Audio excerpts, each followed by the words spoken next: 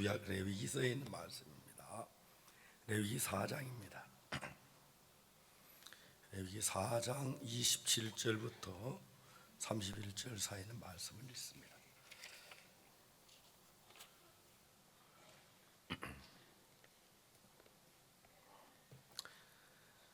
레위기 4장 27절부터 제가 읽겠습니다.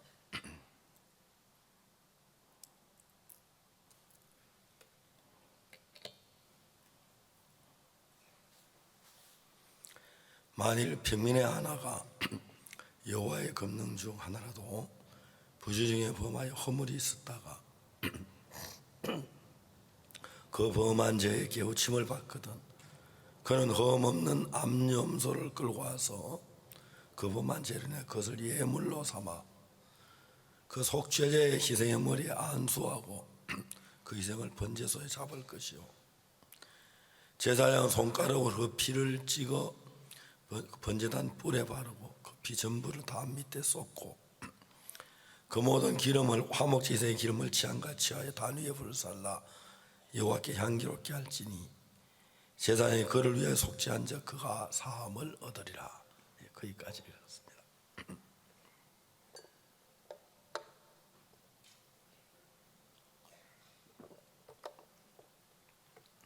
이번 집회 기간 동안에 여러분들이 성경 말씀에 관심을 갖는 거 보면 내 목소리에 더 마음을 쓰도록 만들어 죄송합니다. 한번 우리 전원이 독창회 때 그때 정말 저들이 어려운 일이 있었어요. 독창회 하는 날 오후에 내가 그 이제 공연장에 갔는데 온 분위기가 전부 초상집 분위기였어요. 왜 그러냐고 물어보니까 소프라노 전원이는 고음을 많이 부르는데 연습을 너무 많이 하고 그는 목이 쉬어서 한마디도 소리가 안 나온다 그러더라고요. 제가 이제 전원이 있는 방에 가보니까 전원이 자매가 울고 있었어요. 이 독창에 내 누가 대신할 수도 없고 막막했습니다. 제가 전원이 자매 보고 이야기를 했어요. 우리가 무슨 일을 만나든지 간에 하나님은 항상 함께 계시는데 이 독창에도 전자매 거라고 생각하지 하나님이 하신다고 생각해라. 영광을 못 돌리면 하나님의 문제다. 그러면 이제 그날 오후에 기도를 했는데 드디어 저녁이 됐어요. 저도 저 객석에 앉아서 있는데 전원이가 앞에 나와 딱 마이크 앞에 선 거예요. 막 전부 긴장을 했어요. 도대체 어떤 의미 나올까? 근데 그때 깜짝 놀란 것은 전원이 자매가 너무 아름다운 목소리로 노래를 할 수가 있었어요. 아마 전원이 자매는 일평생 그걸 못 잊을 겁니다. 모두 막 눈물바다가 됐어요. 그 노래를 들으면서 저도 기도를 했는데 맑은 목소리를 안 주고 하나님이 그렇습니다. 제가 집회를 하며 다녔을 때마다 즐겁고 행복할 것만 아니고 어려운 일도 많았고 그런데 목소리 가지고 이렇게 어려운 전 이번이 처음 같습니다. 제가 일본서 집회하고도 목소리 조금씩 나빠지기 시작했는데 미국에서 크리스마스 칸타타 다음에 도미니카 쪽에서 거의 잠을 못 자가지고 목소리 상당히 안 좋았는데 한국에 오늘 계속 잠만 잤습니다. 잠은 몸은 좋아지는데 목소리 이제 아주 아마 집회 마칠 때 좀 좋아질 것 같습니다. 마칠 때까지 좋은 목소리 듣기 꼭 빠지지 말고 오시기 바랍니다. 성경을 읽어보면 성경은 너무 신비한 책입니다. 성경이 창세기 1장부터 요한계시록 22장까지 기록되어 있는데 창세기 1장, 2장에는요 죄가 없었어요. 하나님이 천지를 창조하신 그 이야기 쭉 죄가 없었어요. 저는 자주 창세기 1장, 2장에 한번 가보고 싶어요. 죄가 없었을 때 그들의 마음이 어떠했는지. 미움도 없었고 슬픔도 없었고 고통도 없었고 악도 없었고. 창세기 3장에 뱀의 이야기를 듣고 아담이 선악을 하는 나무 열매를 따고 먹으면서 죄악이 우리 인류 속에 들어오기 시작했어요. 그 역사가 수천 년의 역사를 거쳐가서 요한계시록 20장 지나서 21장, 22장에 또 죄가 없는 거예요. 그래 성경은 영원한 하나님의 축복의 세계 밖에 지구에 인간의 세계를 만들어 놓고 인간의 세계 안에 죄 속에 있다가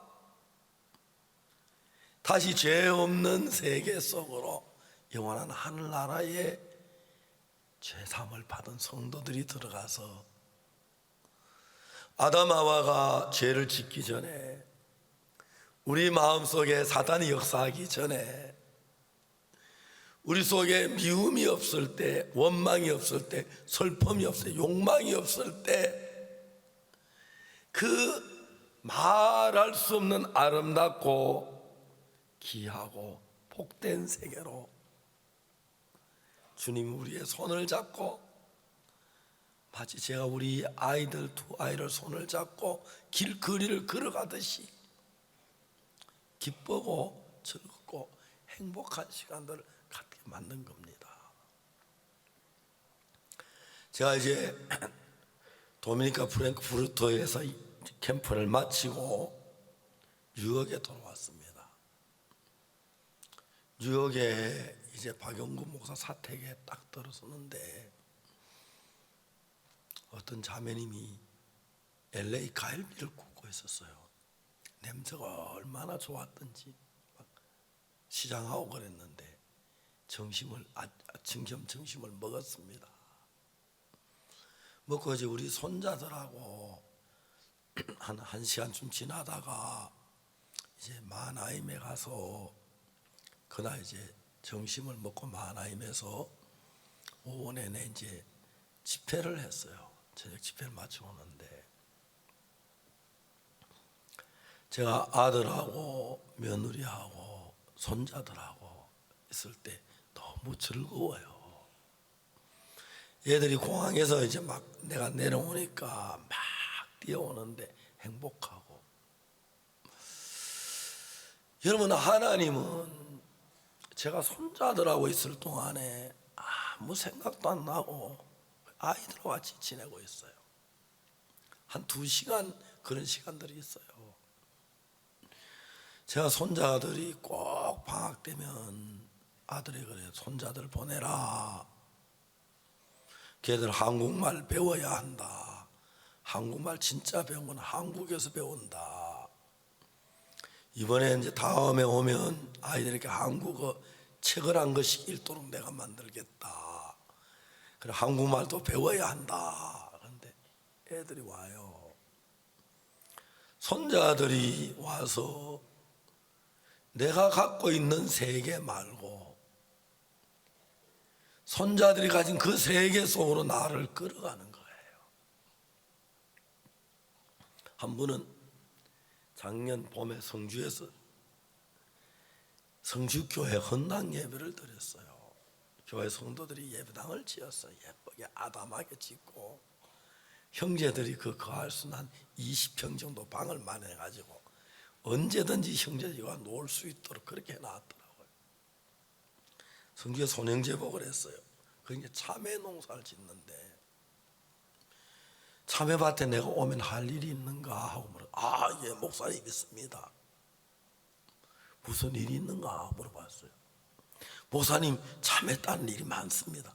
그래. 그 7월 달에도 되느냐 물어봤어요. 7월 달에도 참외 딴다는 거예요. 그때 봄이었는데 제 손자 올 걸 기다렸어요. 손자 올 기다려가지고 전날 성주에 도착해서 내일 새벽 5시 반부터 일어나서 참외 따는 일을 했어요. 근데 이제 아침에 새벽 5시 반에 참외를 따는데, 저는 우리 손자들이 미국에 사니까 뭐 힘든 일 없이 뭐 중노도 안 하고 그래서 그냥 하루 종일 참외 따는 일을 지치게 만들고 싶었어요. 그래, 힘들고 보람있고 그런 일들은 참 재미가 있거든요. 아침 8시 되니까 해가 뜨더라고요. 해가 뜨니까 비닐하우스 안이 얼마나 뜨거워지는지. 7월 달인데 8시 반 되니까 그만 따자 하더라고요. 애들이 뭐 한 서너 시간 5시 반에 와서 하여튼 몇 시간 땄어요. 애들이 너무 행복해하는 거예요. 저는 아이들 좀 더 막 지치도록 일을 해서 한번 피곤한 걸 한번 느껴보게 하고 싶었는데, 요즘은 참외 농장도 그냥 하는 게 아니고 참외를 딱 그러니까 딱 미니까 들고 오는 것도 없고, 큰 물탱크에 넣으니까 모타도 저절로 씻겨져 가지고 탁탁탁 컨베이어 벨트로 가면서 큰 거 작은 거 딱 나눠가지고 그것도 포장해야 되니까 일도 별로 없어요. 너무너무 행복해요. 손자들하고 가지면서 가지는 시간, 다른 어디 느낄 수 없는 시간이고요. 형제자매들하고 가지는 시간, 다른 어디서 느낄 수 없는 시간들이고요. 말씀 세계 속에 느낄 수 있는 시간은 이 세상 어디서 느낄 수 없는 세계가 나를 끌어가는 거예요. 하나님이 너무 감사한 것은, 이 죄악된 세상 속에 우리가 살고 있는데 때때로 저를 이끄셔서 죄악된 세상 밖으로 하나님 나를 데리고 가시는 거예요. 말씀 속에 젖어 있다 보면은 내가 가진 이 세상에 뭐 돈 문제, 어려운 문제, 직장 문제, 병 문제, 고통 문제 있다가 한 번씩 하나님의 이끌림을 받아서 그 세계 속에 들어갔다 나오면 너무너무 행복한 거예요. 이제 하나님이 우리로 하여금 창세기 3장에 들어온 죄 속에 매여 살다가 죄가 없는 곳에서, 슬픔이 없는 곳에서, 미움이 없는 곳에서, 근심이 없는 곳에서 여러분들과 함께 하나님이 시간을 갖고 싶은 거예요.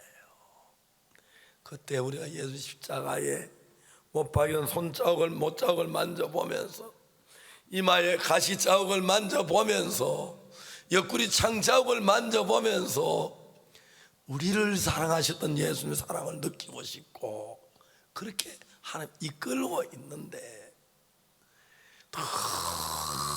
너무 감사한 것은 그 나라 가지 않았지만 이 땅에서 죄를 벗고 마음의 죄를 씻고 밝게 예수 그리스도와 함께 살아갈 수 있는 그 삶을 저에게 주신 것이 너무 감사한 거예요. 이스라엘 백성들이 애굽에서 나오면서 애굽의 그 고센 땅이라는 곳에 이스라엘 백성들이 살았는데, 고센 땅은 나일의 삼각주로 형성되어 있어요. 아마 여러분 성경 뒷면에 보면은 지도가 나오는데, 나일강이 흘러나오다 막, 보통 이제 한국 강은 가지가 합쳐가 큰 강이 되는데, 강이 흘러나도 밑에가 가지로 이렇게 막 뻗어요. 가지가.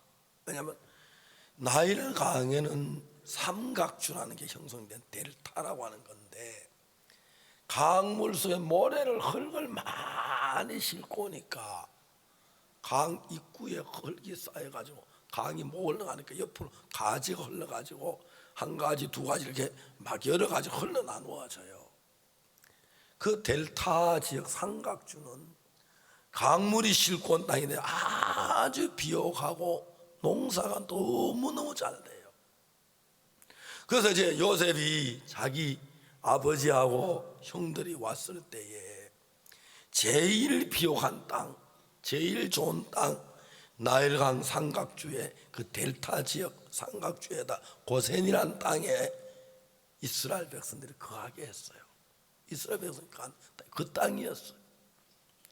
이제 거기서 출애굽할 때 이제 애굽에서 나와서 10가지 재앙내 바로 손에 빠져나와서 바로 이제 시내 반도라는, 시나이 반도라고, 시내 반도, 거기와 시내산 앞에 이르렀어요.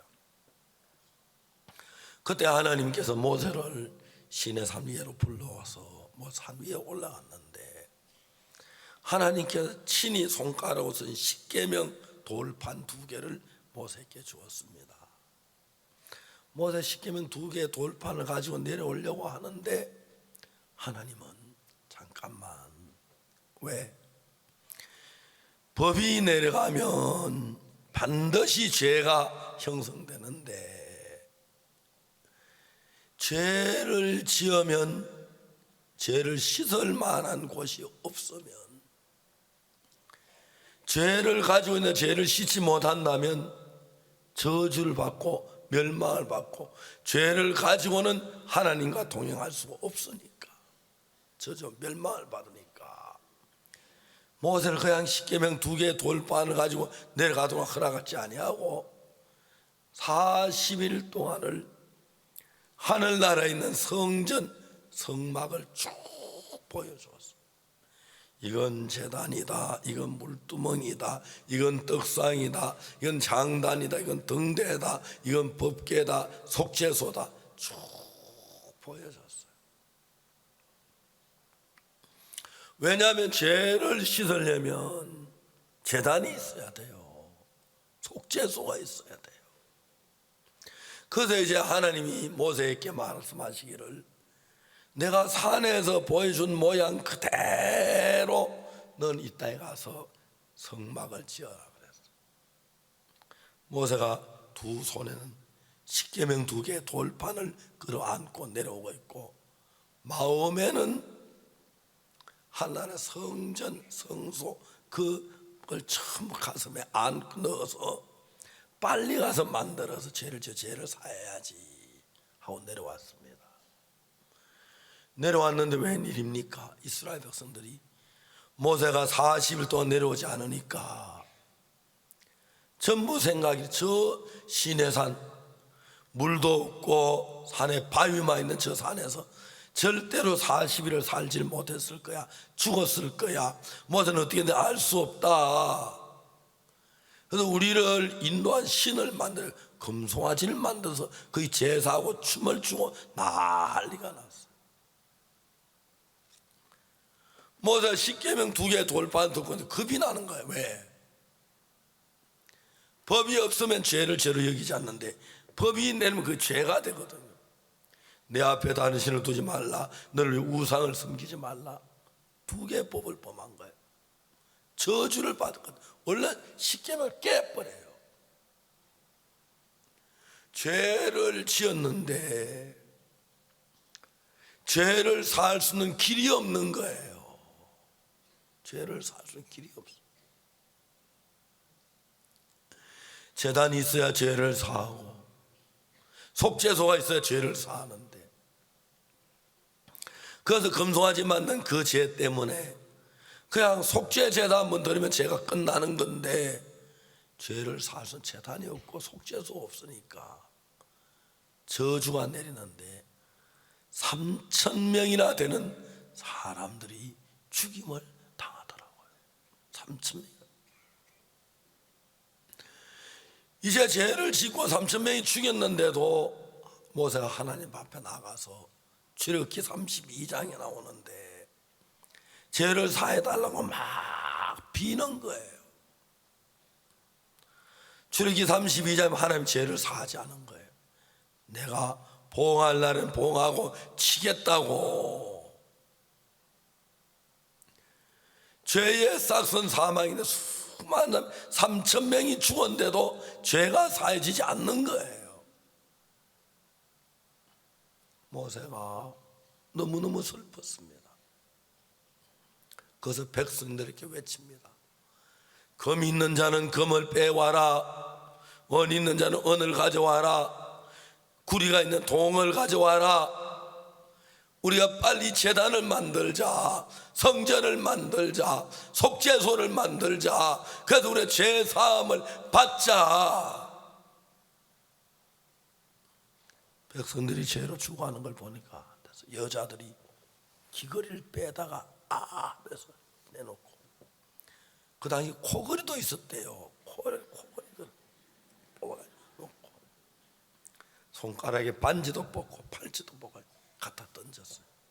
금이 쌓이고 은이 쌓이고 동이 쌓였어요. 그걸 가지고 이제 모세가 제단을 만든 겁니다. 그걸 가지고 모세가 물두멍을 만들고, 그걸 가지고 모세가 올리아크 부산에 시켜서 떡상을 만들고, 등대를 만들고, 향단을 만들고, 속죄소를 만들고, 법궤를 만들었습니다. 출애굽기 25장부터 40장까지 22장부터 40장까지 그 성막을 만드는 이야기입니다. 출애굽기 마지막에 성막이 완성되면서 레위기가 시작되는데, 이제 성막이 만든 제단이 있으니까 레위기는 제사 이야기부터 시작됩니다. 레위기 1장에 번제, 화목제, 소제. 그래서 레위기 4장에 들어와서 드디어 속죄제, 죄를 속하는 제사, 속죄제입니다. 한번 따라해 주십시오. 속죄제, 속죄제, 속죄 제사가 이제 옵니다. 이 속죄 제사는 무슨 제사냐면은, 우리가 무슨 죄를 지었든지 간에 죄를 흰 눈처럼 깨끗하게 씻는 제사입니다. 이 속죄 제사를 드리면 어떤 죄를 짓든지 간에 깨끗한 씻음을 받는 것입니다. 저는 제가 1962년도 제사함을 받고 62년 전까지 저는 15살 때부터 새벽 기도를 다녔습니다. 종교성이 있었다 그럴까요? 무서워서 그랬을까요? 죄를 내가 마음에 인지한 것이 15살 때라고 생각이 돼요. 우리 교회에서 제일 어린 사람이 새벽 기도를 늘 나왔어요. 우리 아버지는 겨울에 그거 가지 마라, 감기 든다. 옛날 뭐 교회 난방장치에 돼 있는 것도 아니고 예배당이라고 해서 뭐 보온장치 잘 되는 게 아니에요. 예배당 거의 뭐 찬바람이 불고 그렇거든. 마루장에서 아버지 늘 그 서늘한 마루장에 뭐 하려고 가냐. 죄가 많아서 죄를 용서해 달라고 빌러 가는 거예요. 성경을 읽어보니까 죄는 용서해 달라고 빌어서 죄가 사해지지 않더라고요. 아까도 얘기했지만 출애굽기 32장에 보면은 그들이 금송아지 만든 죄 때문에 3,000명이 죽고 난 뒤에 모세가 백성들에게 말합니다. 내가 이제 너희 죄를 속하려고 올라가노니 혹 너희들의 죄를 속할까 하노라.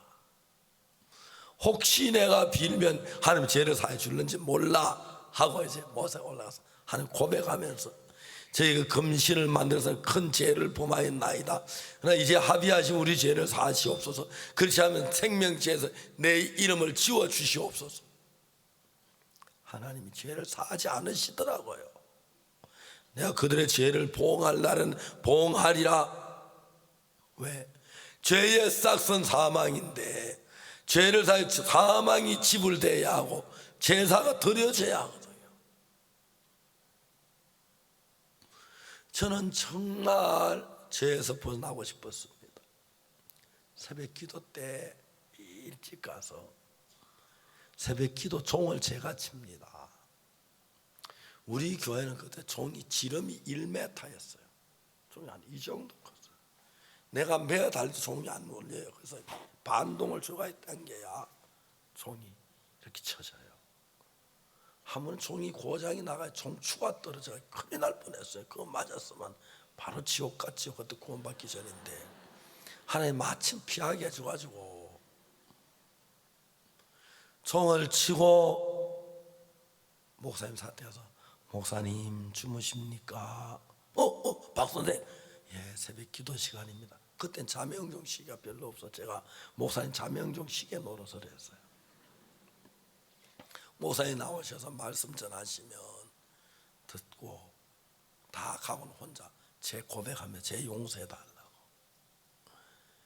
저는 그때 이런 성경을 몰랐어요. 어떻게 죄가 씻어지는지 그걸 모르고 그냥 빌면 죄가 씻어지는 줄 알아요. 용서해 달라고 고백하면 죄가 씻어지는 줄 알았어요. 지금도 한국에 그런 기독교인들이 너무 많아요. 너무 많아요. 이 성경에 속죄 제사가 있고 죄사하는 법이 있고 죄가 사해진 기록이 있는데 왜 한국에 있는 목사님들은 다른 건 다 아는데 속죄에 대해서 설교를 하지 않는지 이해가 안 가요. 10년 믿어도 죄인, 20년 믿어도 죄인, 30년 믿어도 죄인. 너무너무 슬픈 사실이 아닐 수가 없습니다. 많은 교인들은 죄인인 게 당연한 것인 줄 알고 죄인인 게 자랑스러운 건 줄 알고 죄 사함 받다 그러면 이다이라고 그래요. 그래서 여러분, 제가 오늘 여러분들에게 이 속죄 제사에 대해서 죄 사함에 대해서 이야기할 수 있는 이런 은혜를 하나님께 입은 것이 너무너무 감사하고요.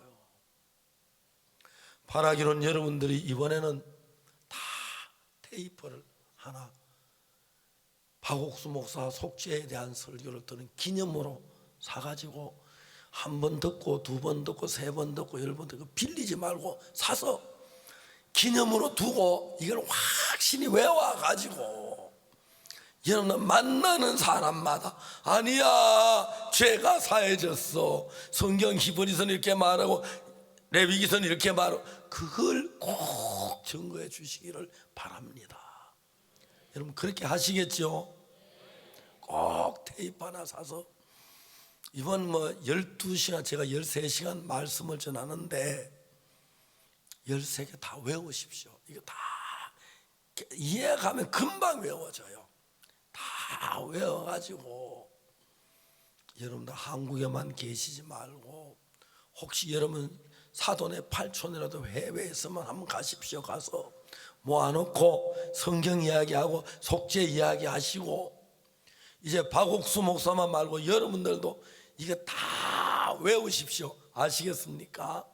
그래서 이 말씀 아니야 죄가 사해졌어, 너 성경 잘못 알고 있는 거야, 너 어느 교회 다니기에 그래, 죄가 사해졌어, 정확하게 이야기해 줄 수 있는 여러분들이 되시면 하나님 너무너무 기뻐하실 줄 믿습니다.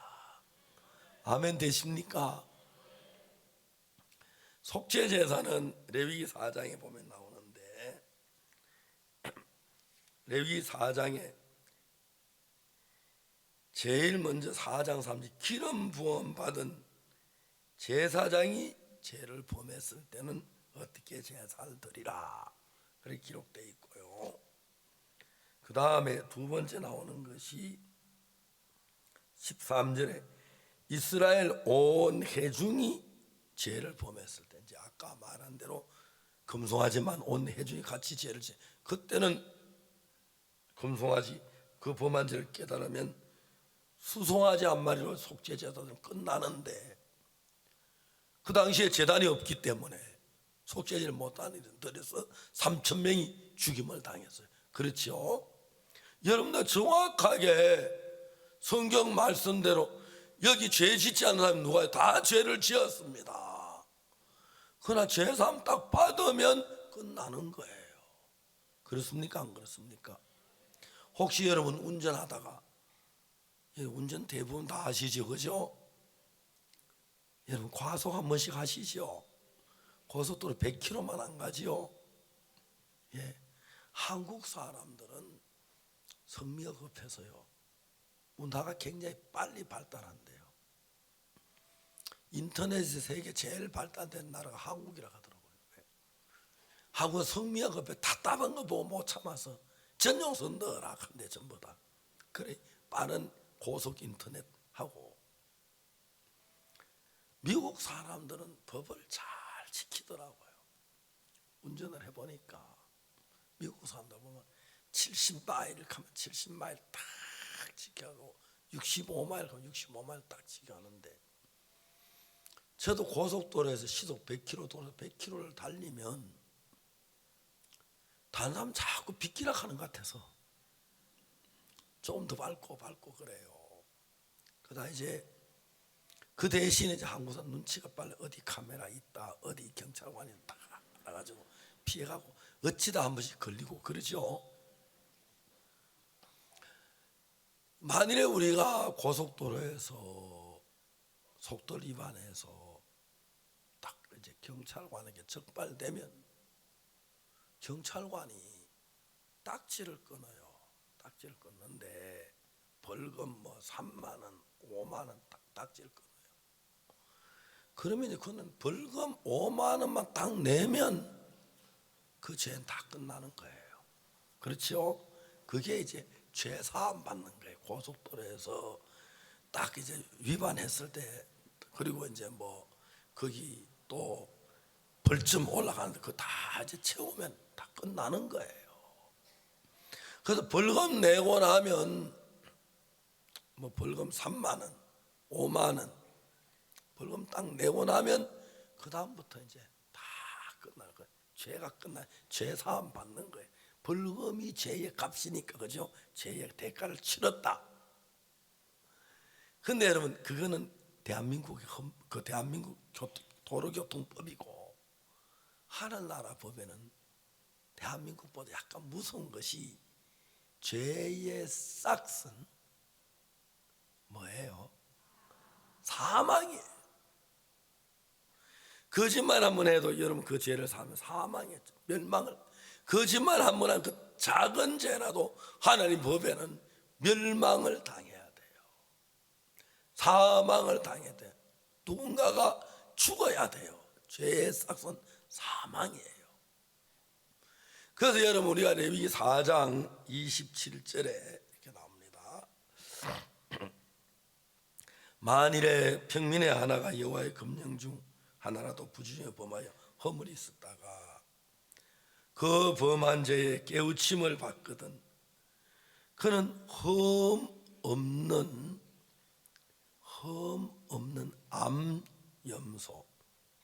암염소나 암양을 끌고 와야 합니다. 그 뒤에 보면 또 만일 양을 때쯤을 흠 없는 암양을 끌어다 그렇게 돼 있는데, 암염소를 끌고 와서 그 범한 죄를 그것을 예물로 삼아. 자, 여러분이 죄라는 게, 죄는 마음에 작용을 하기 때문에 여러분이 죄를 지었는데도 죄를 지은지 깨닫지 못할 때는 그 죄가 여러분의 마음에 작용을 못해요. 죄를 지었는데 죄를 깨닫지 못할 때는 그게 내 마음에 양심의 가책도 안 주고 두려움도 안 주고 근심도 안 주고 염려도 안 줍니다. 그렇죠? 그러나 죄를 짓고 죄를 깨달았을 때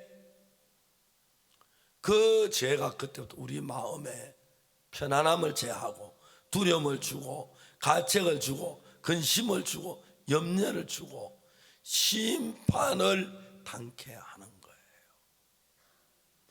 그 이제 죄를 지었을 때 여러분들이 하나님 내 죄를 용서해 주십시오. 그래서 죄가 용서되는 건 절대 아닙니다. 왜? 다시 한번 해봅시다. 죄의 싹은 사망이다. 그러니까 적은 죄를 지어도 한 생명이 죽어야 죄가 사해지지. 절대로 죄는 그냥 사지. 왜? 죄의 싹은 사망이기 때문에. 세상 법에는 도로교통법을 어겼을 때 벌금 3만 원 내만 되고 5만 원 내만 되지만은 하나님의 법에는 죄의 싹이 사망이기 때문에 하나님 죄 용서해 주십시오. 하나님 죄 용서해 주십시오. 절대로 그래 씻어지질 않아요. 내가 어떤 죄를 짓고 죄를 깨달으면 평민인 것 같으면 흠 없는 암염소를 끌고 와요. 왜? 죄의 싹이 사망이기 때문에 내가 죽임을 당해야 대신에 그 암염소가 대신 죽어주러 오는 거예요. 그래서 이제 제사장 앞으로 암염소를 끌고 옵니다. 속죄 제사를 드리려면 제사장이 당신은 무슨 죄를 지었습니까? 예, 내가 이러이러한 죄를 지었습니다. 그 제물은 뭡니까? 염소입니다. 그래서 이제 제사에 먼저 염소에게 흠이 있는가 없는가 살핍니다. 예수님이 우리 죄를 위해 죽으실 수 있었던 것은 예수님은 죄를 범치 아니한 흠 없는 하나님의 어린 양입니다. 죄를 범한 사람은 자기 죄를 위해 죽어야지 남의 죄를 위해 죽어줄 수가 없습니다. 그래서 흠 없는 암염소라는 건 죄를 짓지 않은 예수님을 의미하는데 그 암염소가 이렇게 옵니다. 그러면 이제 제사장이 어떻게 하냐면 암염소 앞에 딱 흠이 있는지 없는지 자세히 살펴보고 이 암염소는 흠이 없네요. 그럼 제사 드리기에 합당합니다. 이제 흠이 확인되고 난 제사를 드리기 시작하는 거죠. 그래서 제일 먼저 그 죄를 지은 사람이 암염소 머리에 안수를 합니다. 그 안수에 대해 성경 한번 찾아봐야 할 필요가 있는데요. 레위기 16장 21절 한번 보겠습니다.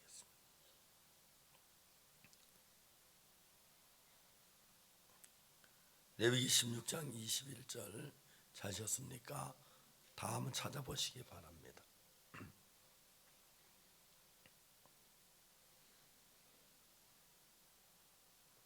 찾으셨습니까? 아론은 두 손으로 산연소의 머리에 안수하여 이스라엘 자손의 모든 불의와 그 범한 죄를 고하고 그 죄를 염소의 머리에 두어 미리 정한 사람에게 맡겨 광야로 보낼지니. 그러니까 이제 제사장 아론이 이스라엘 백성들의 죄를 사할 때 암염소의 머리에 안수를 해서 그 죄를 염소의 머리에 두어. 그러니까 이제 내가 죄를 지었는데 속죄 제사 죄를 사고 싶을 때 죽임을 당해야 하는데 죄를 짓지 아니한 흠 없는 암염소나 양을 가지고 옵니다. 그래서 이 양이 흠이 없는 살펴 흠이 없을 때 제사에 합당한 양이니까 그 머리에다 손을 얹고 안수를 합니다. 성경에 레위기 16장 20 여기 나오죠. 좀 전에 다시 한번 보겠습니다. 21절에 아론은 두 손으로 삼염소의 머리에 안수하여 16장 21절입니다. 아론은 두 손으로 삼염소의 머리에 안수하여 이스라엘 자손의 모든 불의와 그 범한 모든 죄를 고하고 그 죄를 염소의 머리에 두어 미리 정한 사람에게 맡겨 광야로 보낼지니. 그러니까 이제 염소의 머리에 안수하는 것은 우리 죄를 염소에게 염소의 머리에 죄를 두어 그렇게 되는 것입니다. 안수라면 이제 죄가 염소에게 넘어갑니다. 그런데 여러분, 안수 받는 것도 잘해야 돼요. 잘못하면 죄 있는 사람이 안수 받으면 그것 받았을지 몰라요. 염소 그렇게 했거든요. 그러니까 이제 죄를 안수했으니까 이제 내가 죄를 지은 죄가 염소에게 건너가는 거죠. 맞습니까?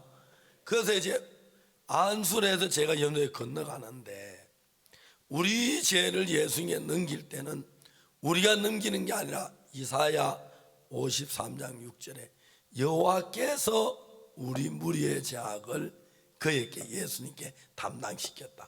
명백하게 죄가 넘어가야 제사가 되는 겁니다. 그래서 여러분, 우리는 안수해서 염소에게 죄를 넘기고, 온 인류의 죄는 이제 하나님이 예수님께 넘겼다. 성경에 그렇게 기록되어 있습니다. 이해가시죠? 그래서 이제 죄가 염소에게 넘어갔습니다. 자, 다시 레위기 4장으로 내려갑시다. 29절 다 같이 읽어보세요. 4장 29절입니다. 시작. 그 속죄제 희생의 머리에 안수하고 그 희생을 번제소에서 잡을 것이요. 속죄제 희생의 머리에 안수하고 그 희생을 번제소에서 잡을 것이요. 그러니까 안수를 했으니까 죄가 염소에게 건너간 겁니다. 그렇죠? 그럼 죄가 우리에게는 있습니까? 없습니까? 없지요. 죄가 염소에 건너갔고, 그 다음에 이제 죄대로, 죄값으로 그 암염소가 죽임을 당하는 것입니다. 그래서 이게 뭐라 그랬습니까? 그 희생을 번제에서 잡을 것이라는 말은 잡는다는 게 아니라 죽인단 말이죠. 알겠죠? 이해가십니까? 한국말이 좀 그런 게 있습니다. 닭 잡아 먹자 할 때 닭을 죽이자는 말인데, 그건 잡아가 먹자 그 소리가 아니고, 소 잡아라 할 때는 소를 죽이란 말입니다. 그렇죠? 먹을 수 있도록 해라. 그런데 그 속죄제 희생을 머리 안수하고 그 희생을 번제소에서 잡을 것이요. 그렇죠? 이 잡나 죽이라 이 말입니다. 동맥을, 목을 자라 동맥을 끊어 피를 받아서 양이나 염소를 죽이는 제사할 때 그렇게 드립니다. 그 다음 30절에 제사장은 손가락으로 그 피를 찍어 번제단 뿔에 바르고 그 핀 전부를 담 밑에 쏟고, 이제 그 제사의 손가락으로 가지고 염소의 피를 가지고 번제단 뿔에다 바르라 그랬어요. 왜 번제단 뿔에다 바르는가? 전 그걸 한참 몰라간 많이 생각을 했어요. 근데 지금 제가 예레미야 17장을 찾아보니까 그 이유를 정확하게 설명하는 거예요. 자, 여러분 다 같이 성경 예레미야 17장을 찾아보겠습니다.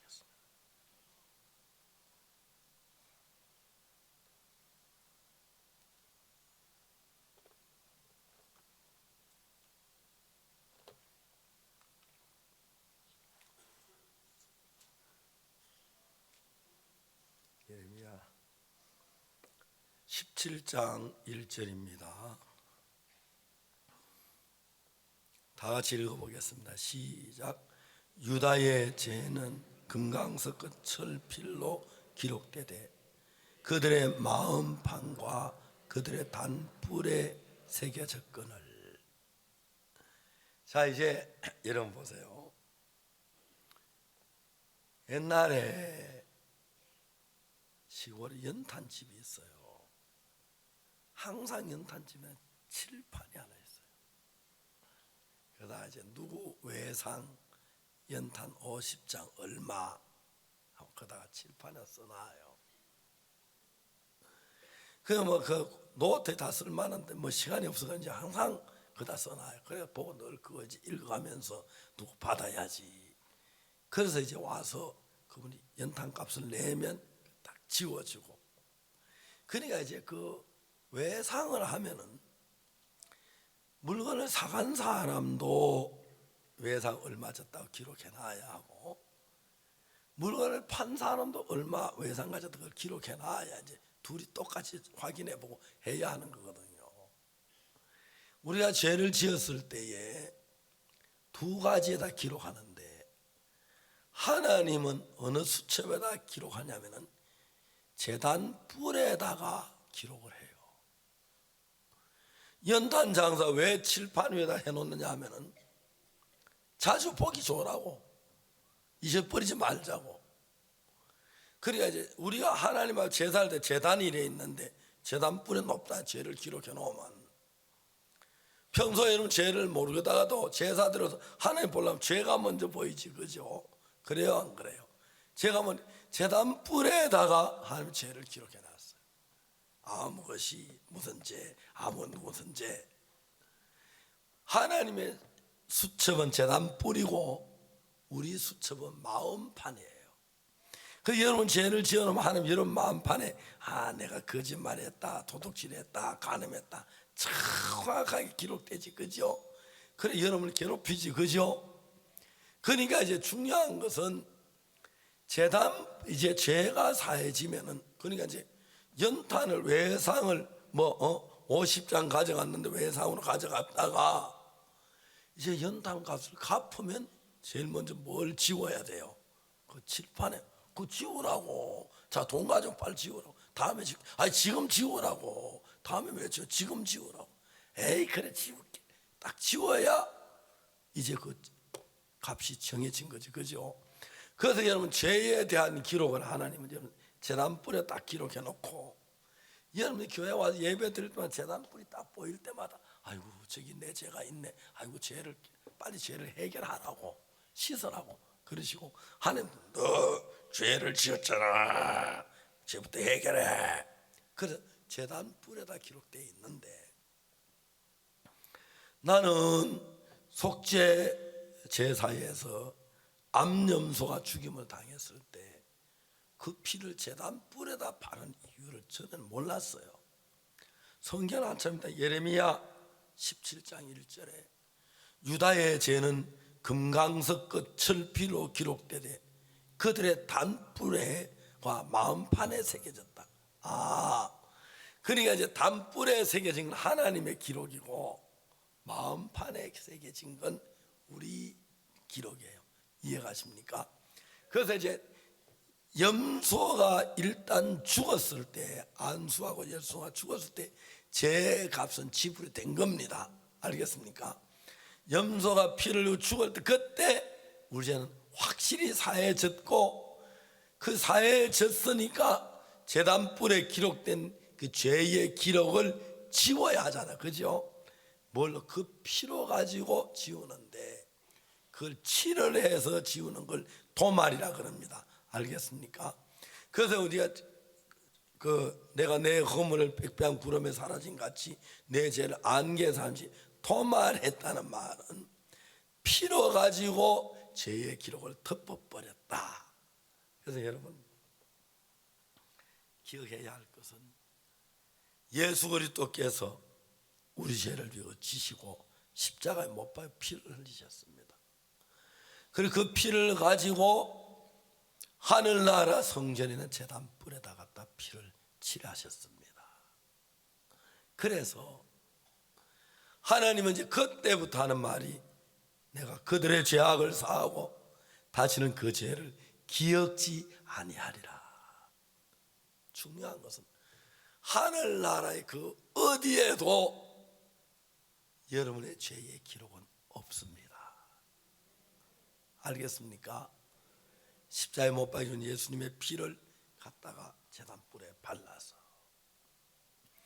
그래서 여러분 그 피로 제단뿔에만 우리의 모든 죄의 기록을 지워왔기 때문에 하나님이 그날 피를 칠해지는 걸 보고 저희 죄와 저희 불법을 내가 다시는 어떻게 하신다고요? 기억지 아니한다. 그리고 하나님이 기억에서도 지웠고 제단 뿔에서도 죄를 지웠기 때문에 이제 마지막으로 여러분 마음판에 있는 죄의 기록만 지우면 되는데, 여러분의 마음판에 있는 죄의 기록은 뭘로 지우냐면 믿음으로. 내 죄가 사해졌다는 믿음으로. 그래, 이 죄가 기록되어 있는데 이거 이미 죄값을 십자가 지르게 사해졌어. 그 믿을 때 내 마음에서 난 내 죄는 사해져서 그 믿는 믿음이 마음판에 죄의 기록을 무력하게 하고 우리가 지우게 되는 것입니다. 이해가 가십니까? 그래서 이제 제사장은 손가락으로 피를 찍어 번제단 뿔에 바른다는 것이 그것을 가리켜 말하는 것입니다. 자, 예수님께서 십자가에 못 박혀 죽으셨습니다. 그리고 못 박혀 죽으신 지 사흘 만에 부활하셔서 하늘나라로 올라가셨습니다. 근데 예수님께서는 십자가에 못 박혀 죽은 그 피를 가지고 하늘나라 제단에서 제단 뿔에다가 피를 바르신 것입니다. 그래서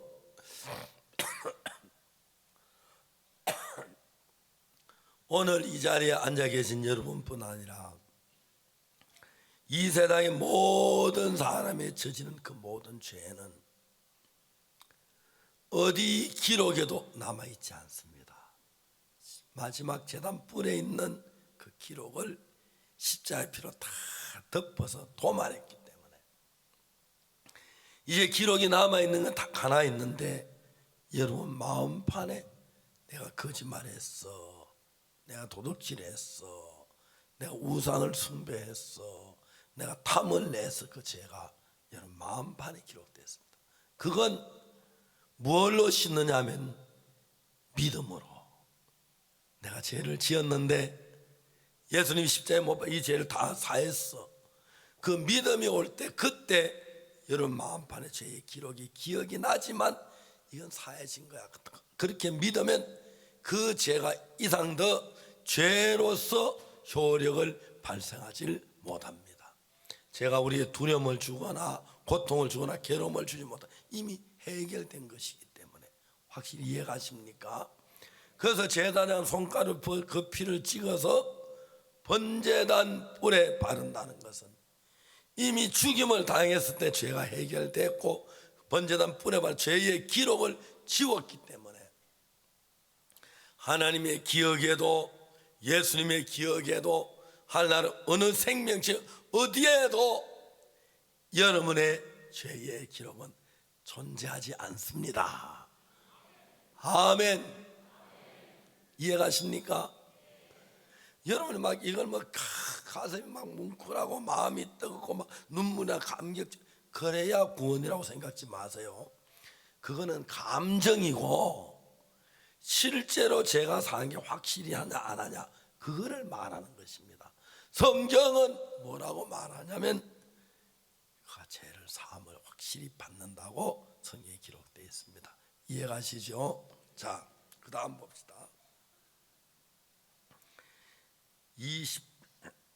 30절 레위기 4장입니다. 레위기 4장 30절.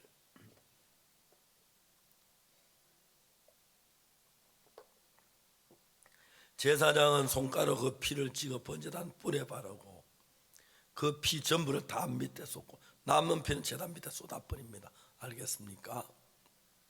31절 그 모든 기름을 화목제 이생의 기름을 취한 것 취하여 단 위에 불살라 여호와께 향기롭게 할지니 제사장이 그를 위하여 속죄한 자 그가 사함을 얻으려. 그러니까 이제 그 다음에 이제 뭐가 하냐면은 그 염소의 목에 동맥을 끊어 피를 발라가지고 받아서 제단 뿔에 다 칠을 하고 이제 남은 피는 제단 밑에 쏟아버리고 그 다음에 염소 배를 가릅니다.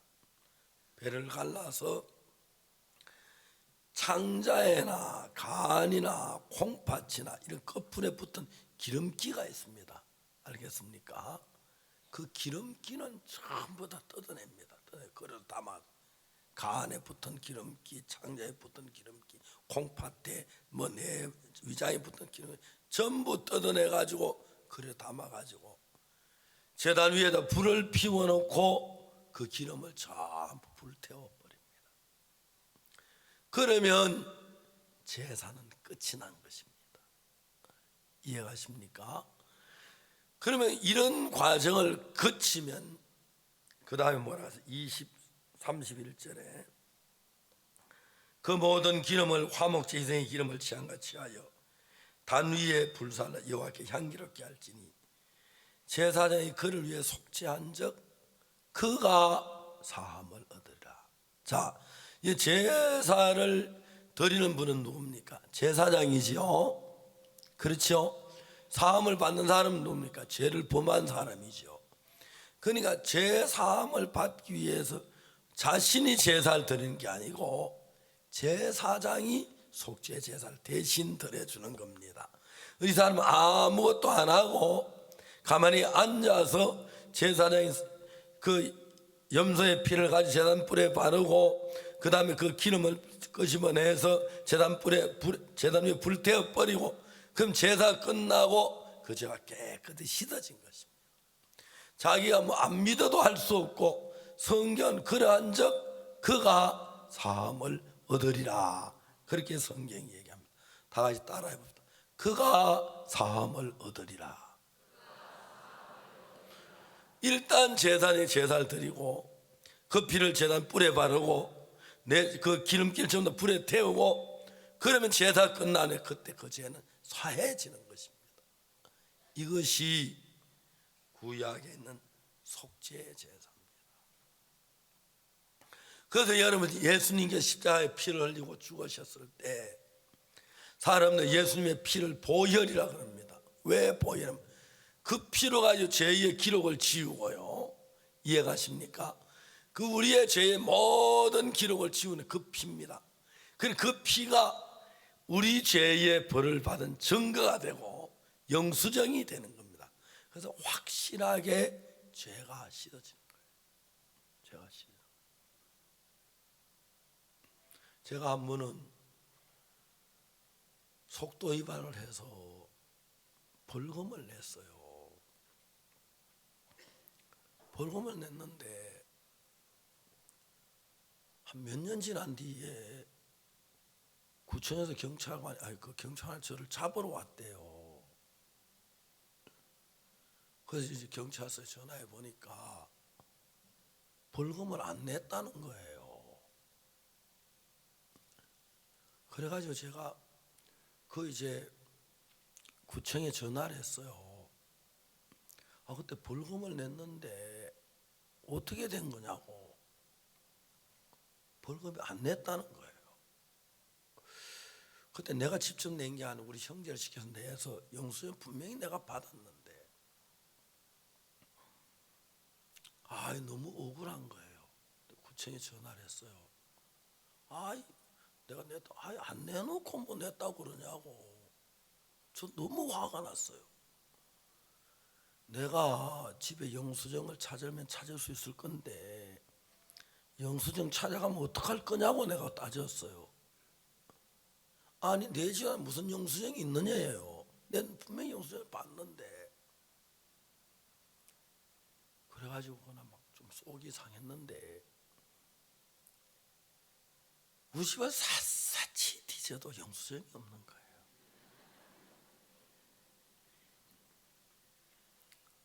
영수증 있으면 내가 막 당장 구청 와서 내 돈 이거 누가 먹었어 하고 싶은데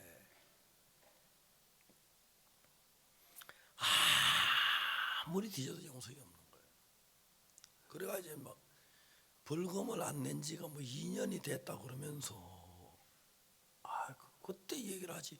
그때는 영수증 금방 내놓을 수 있을 건데 그 다음부터 영수증 벌금 낸 것만 정확하게 영수증 처리를 해야겠다 싶은 마음이 들었어요. 하늘나라에도 우리 죄를 산 정확한 영수증은 예수님의 피예요. 알겠습니까? 예수님 피를 흘린 건 죄 때문에 피를 흘리고 죽으셨으니까 그 피가 우리 죄를 산 값이 되는 거예요. 그래서 우리 교회에서 성찬식 할 때도 포도주 하시면서 주의 피를 기념하잖아요. 그 피를 흘리면 내 죄가 산 게 확실하니까요. 만일에 여러분 하늘나라 예수님 십자가에 못 박혀 죽어서 피를 흘렸는데 영수증이 없다 그래 지옥 가라 가면 얼마나 분하고 억울하겠어요. 그렇겠죠? 그래서 확실하게 예수님의 피가 흘리신 자국이 있어요. 그래서 우리가 마지막에 예수님 십자가에 못 박혀 죽었다 부활하셨는데 너무너무 신기한 것은 도마가 손에 못자국을 확인해 봤어요. 옆구리 장자국 확인해. 그게 성경에 나오죠. 확실하다. 이 옆구리에 이 못에 이런 상처에도 피 안 흘렸겠나, 그죠? 피 흘렸다는 증거고 옆구리 장자국 그 장자국. 그 예수님 부활할 때 다른 건 다 회복했는데 성령에 가서 손가락하고 손바닥 못자국 이거 없앨 수 있는데 예수님은 그걸 안 없앴어요. 왜? 영수증이니까. 그래서 그날 만일에 우리가 하늘나라 딱 갈 때 사탄이 박옥수 목사 무슨 죄 짓고 쭉 이야기할 거예요. 정말 네 이야기 해라 하면서 주님 쳐다보고 즐겁게 있으면 예수님 와서 딱 손에 못자국을 딱 보이지, 그죠? 그리고 옆구리 창자국을 딱 보이면서 이것이 죄를 속한 증거다 이 말입니다. 그래서 예수님 부활하실 때 다 몸이 살아나셨으면 장자국 그 못자국 그 분명히 없앨 수 있는데 하나님, 그죠? 죽었는데 부활했나까지 하시는 그 없애줬는데 그건 안 없어. 그냥 놔둬. 그래서 지금도 조금 있다가 너무 빨리 가지 말고 천천히 하늘나라 가셔서 예수님 그 손바닥을 한번 만져보십시오. 알겠습니까? 그게 여러분 그거 보면 내 죄 벌 받은 자국이다. 내 죄 벌 받은 자국이다. 이마에 가시간 자국. 그거 보면서 저래서 내 죄가 사해졌구나 감사하게 되는 거예요. 그래서 이제 제사장이 그를 위해 속죄한 그가 사함을 얻으랴. 구약 시대는 양을 잡아 제사를 드려 그래 죄를 사했고, 신약 시대에 와서 예수님께서 한꺼번에 세상의 모든 죄를 사시기 위하여 십자가에 못 박혀 죽으셨습니다. 아멘. 그리고 그 피를 가지고 땅에 있는 제단에 올라가서 피를 뿌린 게 아니고 하늘나라에 올라 하늘나라 제단에 피를 발라서 우리 죄가 영원히 해결된 걸 확실하게 이 성경이 기록에 증거해 주고 있습니다. 알겠습니까? 그래서 여러분 가능하면 이런 성경 외웠다가 하늘나라가 혹시 마귀가 딴소리 하면 딱 이런 맛을 외우십시오. 외워가지고 딱 이렇게 사해졌다고. 그래서 우리 또 그 피로 속죄함 얻었네. 주의 죽음심이 우리의 모든 죄를 속하는 것입니다. 사람들은 성경을 읽으면 자기 생각을 가지고 있습니다. 자기 생각은 죄를 지은 게 크고 양심에 가책받은 게 많으니까 내 죄가 남아있는 것 같고 때는 죄가 안 사해진 것 같고 그랬어요. 저는 내가 옛날에 이제 장로교회 다닐 때 매일 죄를 고백해도 제가 뭐 조그마한 건 씻어진 것 같은데 큰 죄는 그냥 남아있는 것 같아요. 그래 많이 고통스러웠어요. 근데 내가 기억에 있다고 죄가 안 사해진 게 아니고 기억에 있든 없든 간에 내 죄는 내 기억 여하고 상관없이 예수 그리스도의 피로 명백하게 사해졌습니다.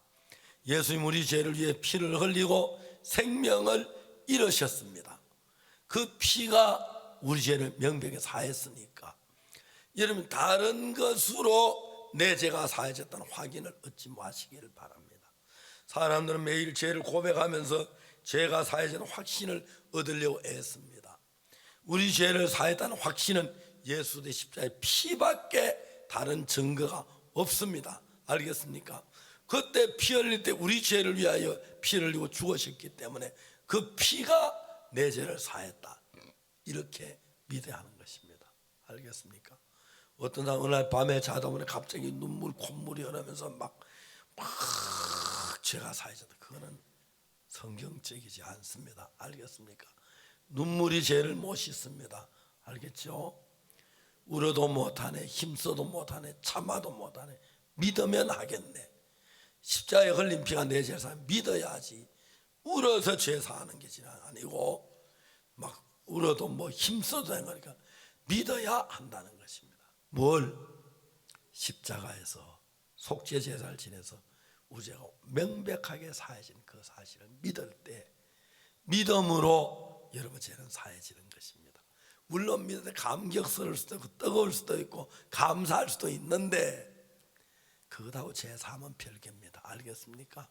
막 뜨고 눈물이 흐른다고 죄가 사해진 게 아니고 냉랭하다고 죄가 안 사해진 게 아니라 사실은 내 죄를 십자가에 못 박혀 죽었느냐 안 죽었느냐 그게 중요한 것입니다.